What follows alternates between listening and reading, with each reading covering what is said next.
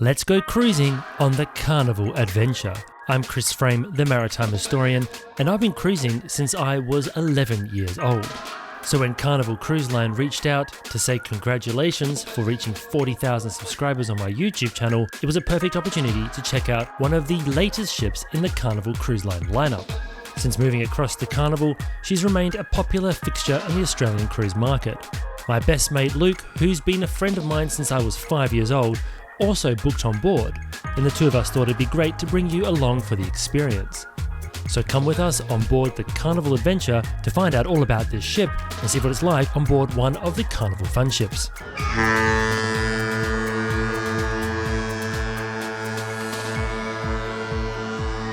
How are you finding the ship so far? First time on board since she's been a Carnival ship. It's so we are in school holidays here in Australia, so take that into mind.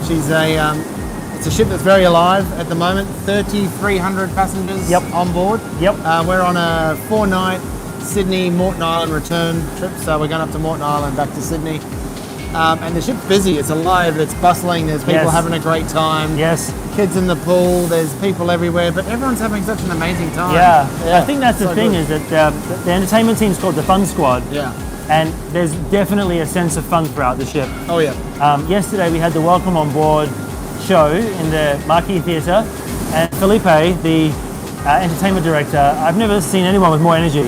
He's woohoo! That's his signature sign-off. He makes a woohoo at the end. That's right. So if you're ever on Carnival Adventure and you have Felipe, give him a woohoo.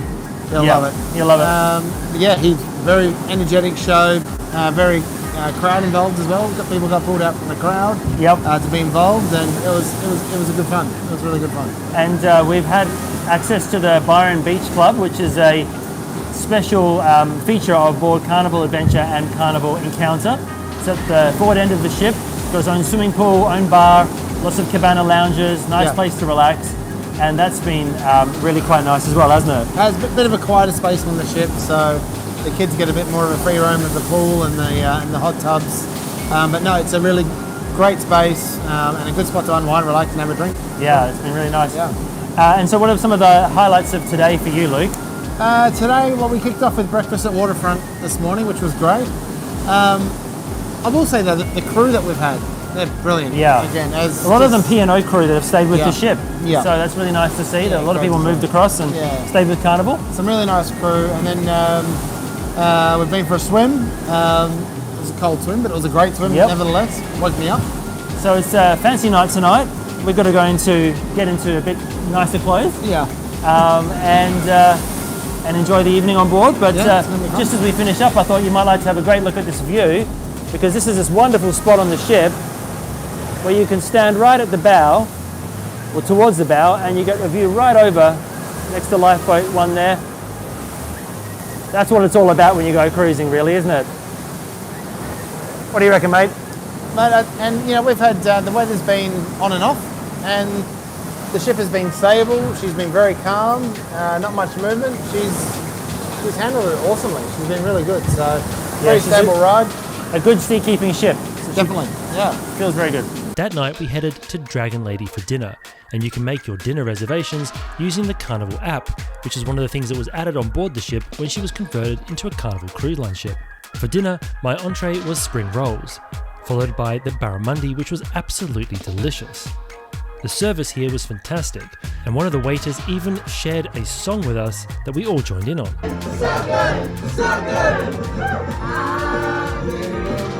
After partaking in dessert, we headed to the show lounge, the Marquee Theatre, and watched the full-scale production show. It was superb.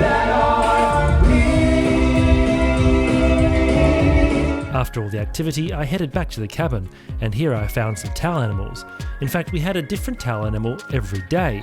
Whilst we're in the cabin, let's have a look around. The cabin was an inside room on deck 9, and it was pretty spacious. There was an ensuite bathroom that had a sink, a toilet, and a shower, and a walk-in robe, which gives you a bit of extra space.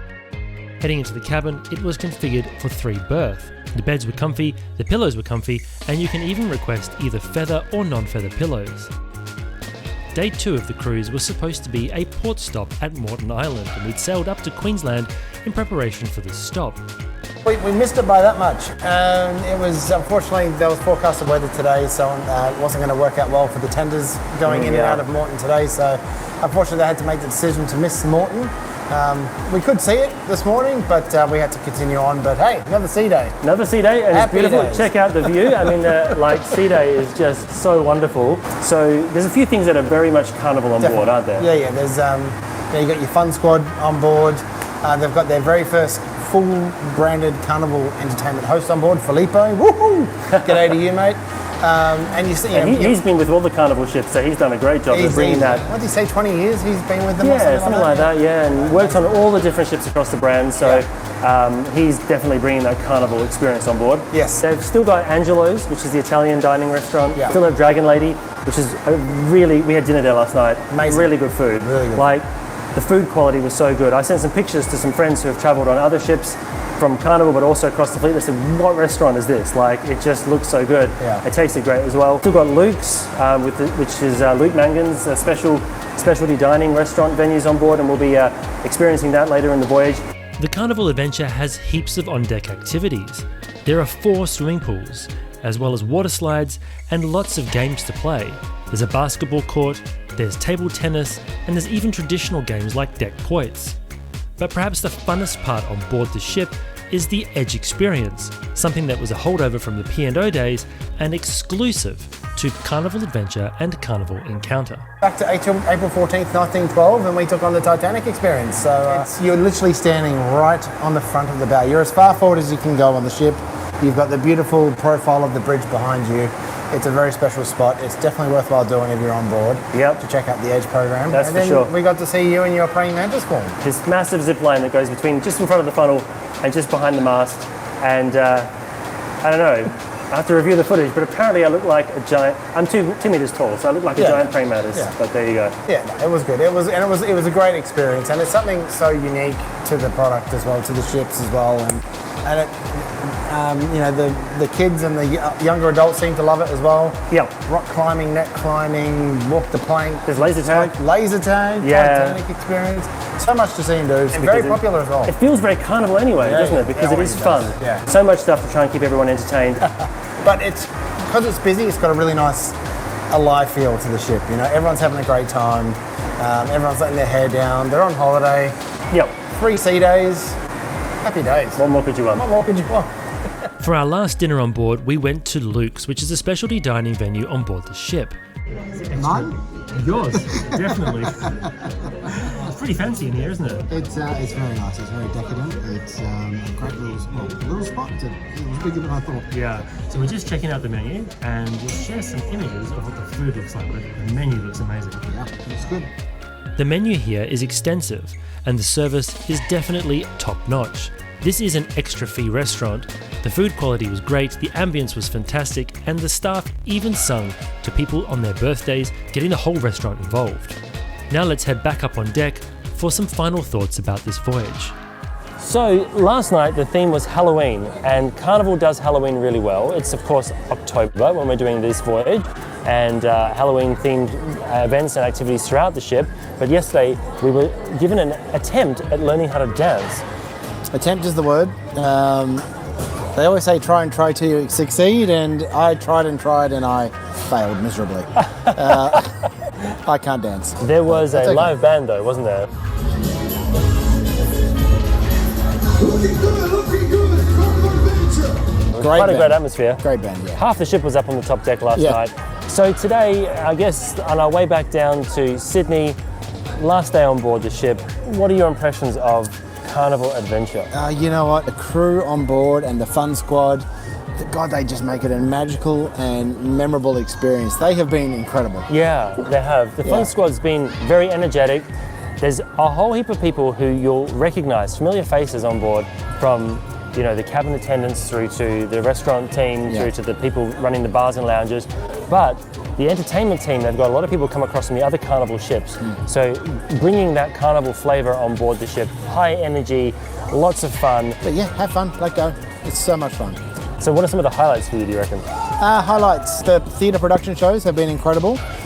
Really looking forward to the one tonight, Musicology, that's going to be a good one. The water slides They have been a lot of fun. They're huge, these water slides. They are huge Yeah. and fast too. Yeah, there's And two of fast. them, and there's a section in the middle where you can see the person sliding down next to Yeah. you kind of race your way to the bottom, which is quite cool. I think the only two ships that have that is this one and Carnival Encounter. Yeah. Here's a little tip for you. The dark blue one here is much faster than the Yes. light blue one. Yes. So that's the one for that high adrenaline rush So if you hour. want to encourage someone, if you're wanting to do a bit of a race down, encourage them into the light blue one. You take the dark blue one, you'll take home the cherries. There's a whole heap of things that are familiar here if you've been on board the P&O Australia fleet, but there's also the Carnival atmosphere on board as well. Yeah. It is the ship that has a very unique feel amongst the Carnival fleet because she wasn't designed by Carnival. She's got an interior that's inspired by P&O. She was a Grand Class cruise ship that was built by Princess Cruises. She's got a long and interesting history, Yeah. but that Fun Squad has been able to bring their special Flair? Yeah, exactly. Bit of a flair? Yeah. Special flair on board the ship. Thanks so much for joining us on this cruise aboard the Carnival Adventure. Thanks once again for watching, and until next time, I hope to see you on board.